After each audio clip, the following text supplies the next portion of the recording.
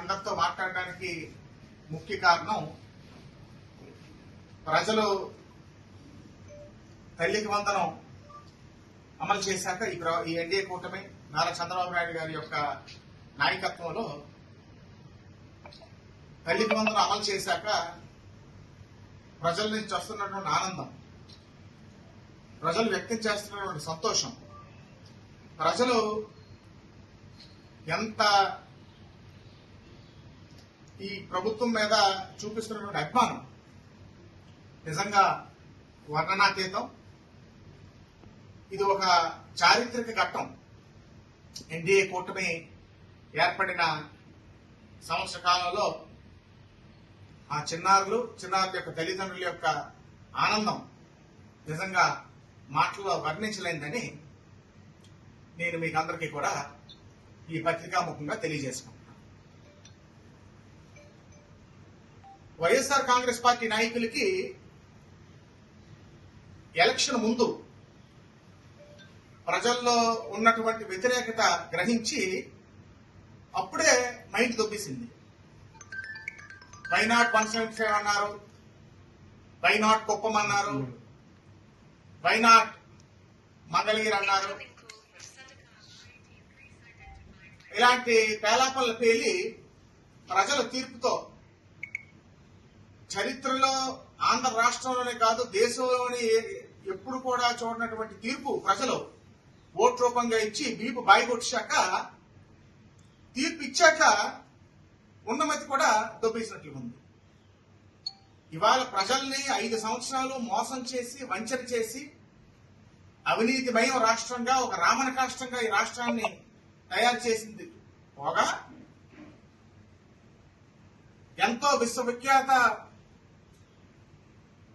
విశ్వఖ్యాతిలో ఉన్నటువంటి ఆంధ్ర రాష్ట్రం పేరుని అధోగతిపాలు చేసింది కాక ఇవాళ చంద్రబాబు నాయుడు గారి మీద ప్రభుత్వం మీద ఏదో మోసం అని, మాట తప్పారని, వంచన చేశారని తప్పుడు ఆరోపణలు చేస్తున్నారు.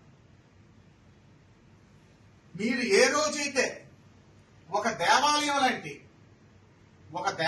లాంటి ప్రజావేదికని కూల్చారు, 2014-19 మధ్యలో కొన్ని లక్షలాది కుటుంబాలకి అన్నం పెట్టి సమస్యలు పరిష్కరించిన వేదిక ఈ రాష్ట్ర ప్రజలకి, దాన్ని మీరు కూల్చారో ఆ రోజే మీ కౌంట్ డౌన్ స్టార్ట్ అయింది.